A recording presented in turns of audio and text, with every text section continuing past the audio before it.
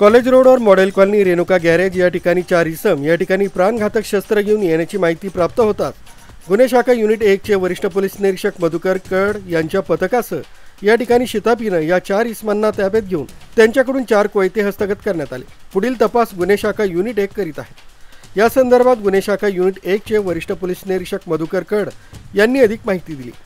24 रोजी model colony college road येथे दुपारी 4:15-4:30च्या सुमारास पोलीस नाईक मिलिंद परदेशी यांना माहिती मिळाली होती की एक मुलगा आणि 3 विधी संघर्षग्रस्त बालक हे त्यांच्याजवळ शस्त्र घेऊन येणार आहेत। त्यानुसार API तोडकर आणि आमच्या युनिट 1च्या टीमनी तिथे सापळा रचला असता त्यांना हे 4 लोक मिळून आले।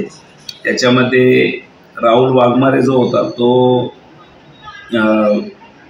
18 वर्षाच्या वरचा होता। त्यांच्या सर्वांचे जवळ 4 धारदार कोयते मिळून आले होते। त्याच्यावरून त्यांच्यावर गंगापूर पोलीस स्टेशन येथे 425 आर्म्स ॲक्ट अन्वये कारवाई करण्यात आलेली आहे आणि पुढील तपास गंगापूर पोलीस स्टेशन करत आहे। त्या 3 विधी संघर्षग्रस्त बालक आहे आणि 1 आरोपी अटक केलेला आहे।